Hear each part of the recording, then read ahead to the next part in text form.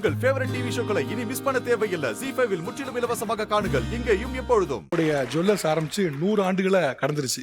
நீங்க 5வது தலைமுறையா அந்த ஜுவல்லர் நடத்துறீங்க. ஸோ நீங்க பல தலைமுறைகளை பார்த்துருப்பீங்க. இந்த தலைமுறையில் இருக்கவங்க கோல்டு குறித்து பெரிய ஆர்வம் இல்லாத மாதிரி தெரியுது. இங்க இருக்கவங்க உங்களோட பார்வை என்ன?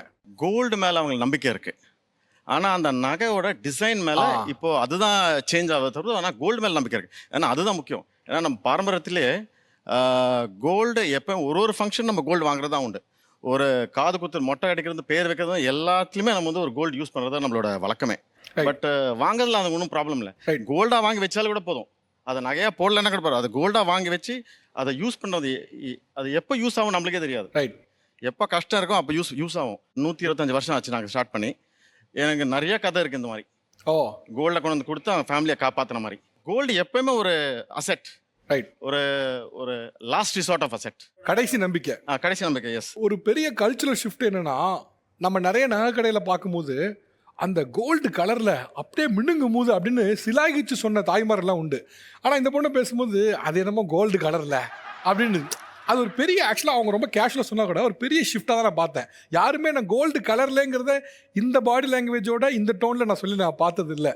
ஏன் உங்களுக்கு அப்படியான ஒரு தாட் வந்துச்சு? அது சார் அதான் நான் போட்டிருக்கேன்ல சார், நான் தான் போட்டு பார்த்துருக்கேன்ல, எனக்கு அவ்வளோக்கா அந்த கலரில் விருப்பம் கிடையாது. ஓகே, அந்த கலர் உங்களை வந்து அட்ராக்ட் பண்ண மாட்டேங்குது. இப்போ உங்களுக்கு கோல்டு கலர் பிடிக்கலன்னா அதுக்காக தான் நாங்கள் வந்து இப்போ ரோஸ் கோல்டில் பண்ணுறோம், ஒயிட் கோல்டில் பண்ணுறோம், பிளாட்டனில் பண்ணுறோம். அது இல்லாமல் கோல்டே என்ன ஆன்டிக் ஃபினிஷில் பண்ணுறோம், ரெட் பாலிஷில் பண்ணுறோம். உங்களுக்கு எது பிடிக்கும் அதை வாங்கிக்கோங்க. அதுவுமே கோல்டில் தானே இருக்கு, நார்மலிலே நல்லா தானே இருக்கும். சரி, கோல்டு ஹேஸ் ஒரு வேல்யூ, ஒரு பெரிய மானிட்டரி வேல்யூ இருக்குது.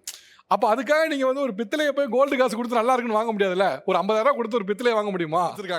இப்போ இதில் பேசும்போது சார் ஒருத்தர் சொன்னாங்க, எனக்கு காலில் தங்க கொலுசு போடணும்னு ஆசை. ஆனால் அந்த அம்மா என்ன சொல்கிறாங்கன்னா, தங்கம் வந்து இடுப்புக்கு மேலே தான் இருக்கணும், கீழே போகக்கூடாது அப்படின்னா. இப்போ தான் கேட்டால் சில கடையில் வந்து தங்க கொலுசே விற்கிறாங்களே அப்படின்னு. இல்லை, எங்களோட நம்பிக்கைப்படி இடுப்பு கீழே போகக்கூடாதுங்கிறாங்க. நம்ம கடையில் தங்க கொலுசுலாம் உண்டா சார்? கண்டிப்பாக தங்க கொலுசு விற்கிறோங்க. மெயினாக இது கஸ்டமர் என்ன தேவையோ அதுதான் நம்ம கொடுக்கணும். ஸோ என்னோட நம்பிக்கை வந்து காலில் கொலுசு போடக்கூடாது இருந்தாலுமே ஒரு கஸ்டமர், ஒரு வாடிக்கையாளரை வந்து கேட்கும்போது நான் வந்து அதை பூர்த்தி பண்ண வேண்டியது என்னோட கடமை. ஒரு செயின், ஒரு 100 செயின் இருக்குன்னா ஒரு 2 கொலுசு வச்சுருப்போம். ஆனால் இருக்கும் சார். எங்களோட கல்ச்சர், உம்முடியோட கல்ச்சர் வந்து நாங்கள் கவுண்டருக்குள்ளே போகும்போது ஷூவை கைட்டு வச்சு தான் உள்ளே போவோம்.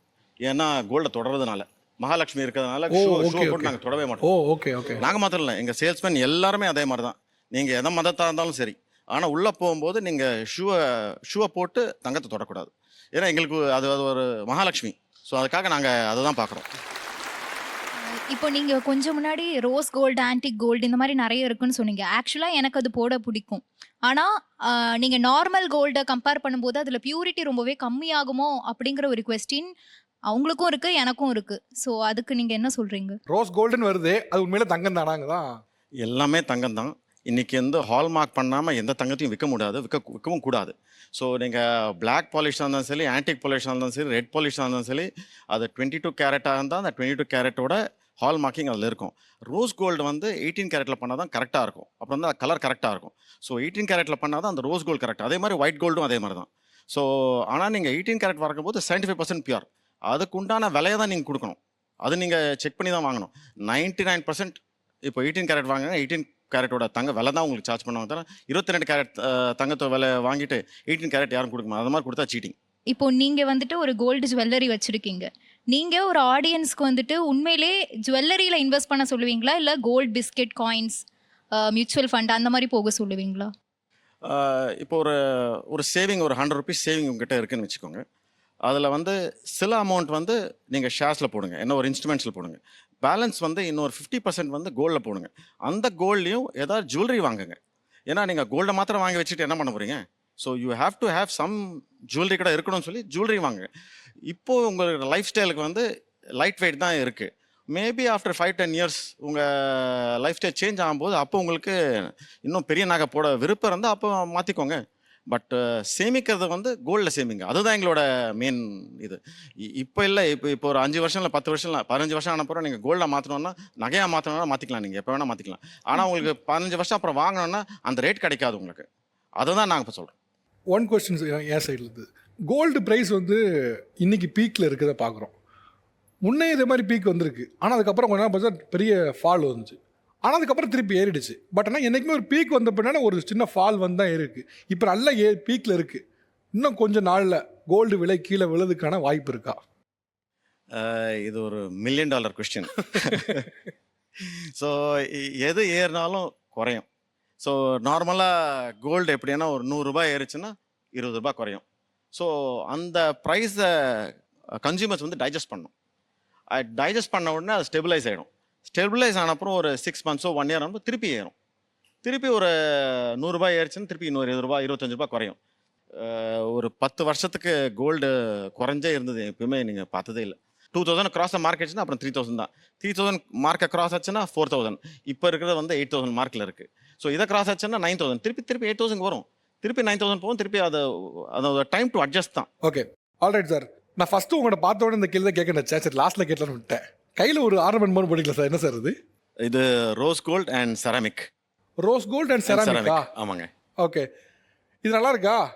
இது எதனால நல்லா இருக்குன்னா உங்க ஸ்கின்னோட மெர்ஜ் ஆகிறது.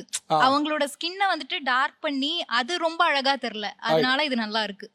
கண்டிப்பாக இந்தியன் ஸ்கின்னுக்கு rose gold is the correct colour. அதில் ஒன்றும் தப்பே இல்லை. Perfect observation. Alright, okay. உங்க அம்மாவுடைய நகை குறித்து ஒரு கிரேசினஸ். நகைனா போதும் எங்க அம்மா இவ்வளவு பைத்தியம் ஆயிடுவாங்க.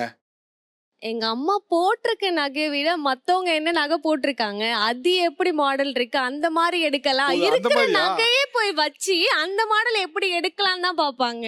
உண்மையில இதான் உண்மையில ரியல் பைத்தியக்காரத்தனம். நம்ம ஒரு நகை வச்சிருக்கோம், ஆனா இப்ப ட்ரெண்ட் இதுதான் இருக்கு. அதுக்காக இந்த நகையை வச்சு புதுசா இன்னொன்னு வாங்குறேன்னு இருக்குல்ல. ஓகே, கையில என்னமா எத்தனை மோதிரமா? 4 5 அதான் வெக்க மேற உள்ள மறைச்சு வச்சுக்கிறது. அதான் போட்டு இருந்தாச்சுல்ல, அப்புறம் உள்ள சேலட்ல மறைச்சு வைக்கிறது. கை காட்டுங்க சும்மா பாப்போம். ஐயோ ஒண்ணு இல்ல அது. சும்மா காட்டுங்கம்மா, இன்கம் டாக்ஸ் பாத்துக்கங்க.